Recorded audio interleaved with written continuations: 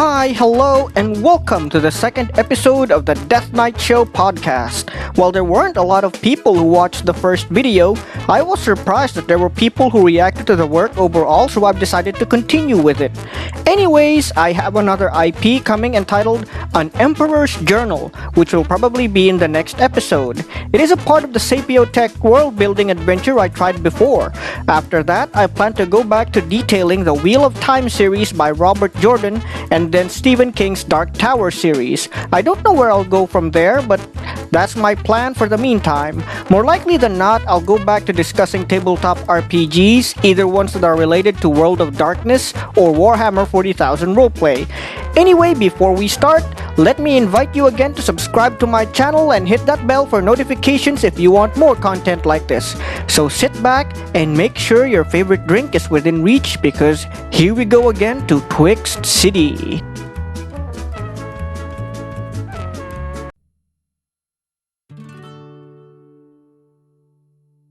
Rise and shine, Twixt City. This is your host, DJ DK, dead on your favorite radio station, WOW Twixt City Radio. Wakey wakey, kiddos, because Tuesday is just another school day. Same goes for all you adults out there who act like kids. Hey, workers at the Imperishable Construction Company, get off them backsides and go to work. Also, shout out to my wife Hattie over there. I hope you got there on time despite the traffic. Boniface and I had to take a boat across the Lethe River to get to work today. I think they're doing something on the road there. I asked Karen, the old boatman, what he knew about it, and he told me that it's been like that for millennia now. Every year they'd build a new road, and every year they'd tear it up again just so they can rebuild. I told him that I thought that this was a very inefficient way to go about things, but the old boatman didn't seem to care. Anyway, I veered too far off topic again. Anyway, let's move forward to our message segment and hear from our various listeners from all over Twixt City. This is from Manong Maton, a Capre jeepney driver.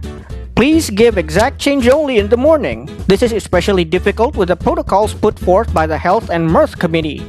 I hear ya, Manong. That's nothing to laugh at. I even heard that the Department of Vehicles have even required public transport vehicles like taxis, jeepneys, and buses to have partitions.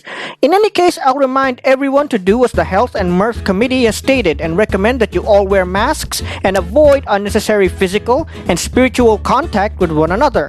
Being undead ain't fun, kids. Seeing your flesh get devoured by maggots or rot away with time is awful.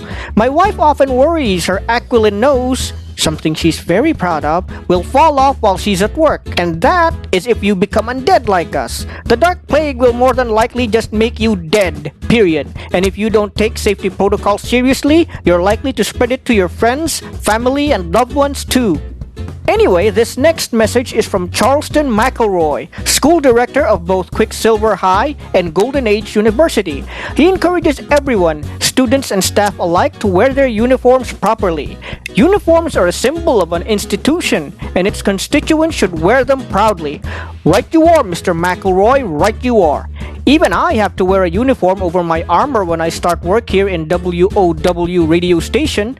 Next is from Principal Bathsheba Skaith of Quicksilver High. Wear your uniforms, or else. Oh, okay. She's right, kids. You better wear your uniforms. The next message comes from Joseph Cranston, an ogre student from Quicksilver High. Do bananas have any harmful effects? Well, here's the thing, kid. If you eat too many bananas, you're bound to get constipated. If there's anything I'm grateful for now that I'm undead, it's that I'll never feel the sensation of being constipated ever again. Also, don't leave banana peels just lying around. They can cause a lot of untoward accidents. Next up, we've got a message from Dulcie Almond, a wood elf nurse from St. Raphael General Hospital.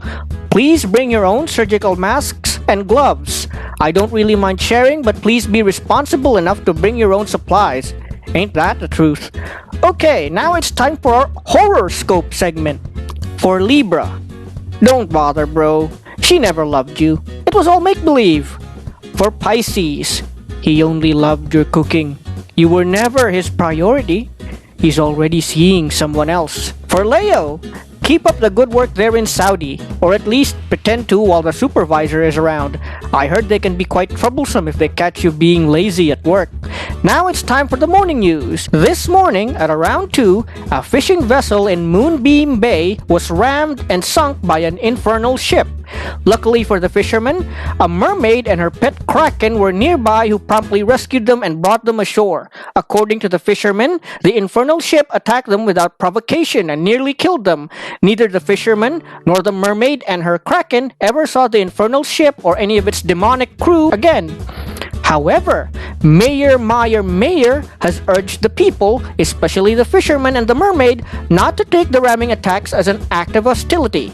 The demons aboard the ship were just doing their jobs, according to Mayor Mayer, and we should leave them be. If anyone is to be blamed, it is the mermaid and her kraken who were not supposed to be out in the bay at such an ungodly hour.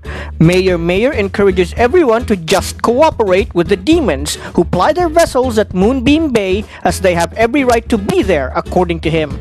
In one statement, the mayor expresses his gratitude to the infernal dimensions and its demons who have come to Twix City to do business, whatever that means. Mayor Mayer says that demons are our friends, and we should see to it that we accommodate their every need while they're here in our fair city. Instead, Mayor Mayer encourages citizens to be ever vigilant against illegal alchemy and witchcraft, which he believes is the true scourge of society. He goes on to blame various schools, including Blackwood University, Golden Age University, Quicksilver High, Archangel Academy, and many others as the root cause of these illegal activities.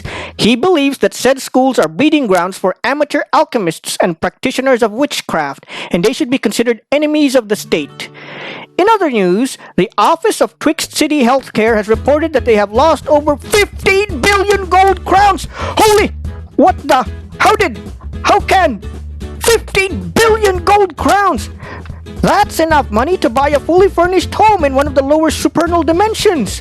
How could you lose 15 billion gold crowns? How could this even happen? Anyway, Secretary of Twix City Healthcare Donald Talbot says that the people don't have to worry so much about the missing healthcare funds, as they are probably in good hands. What do you mean good hands, Mr. Talbot?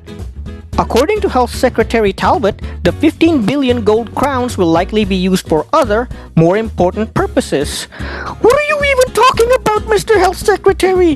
That's healthcare money. That's for every struggling family in Twixt City. It's especially important now that we've got the current plague crisis. It's for the kids who can't buy masks but need to go to school. It's for the old folks who are in the hospital now. How can you treat the loss of that much money so casually?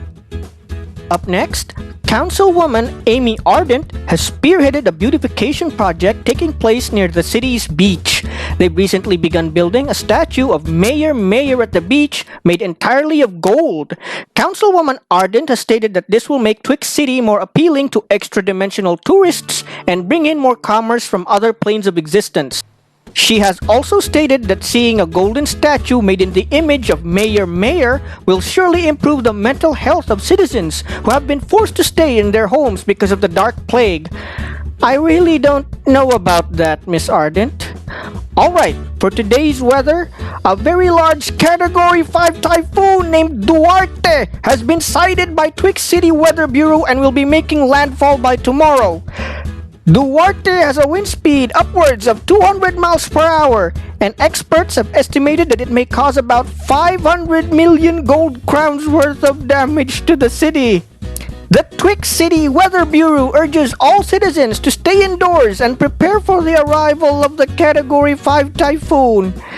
And tomorrow will be a holiday because of the storm. May the Creator have mercy on all of us.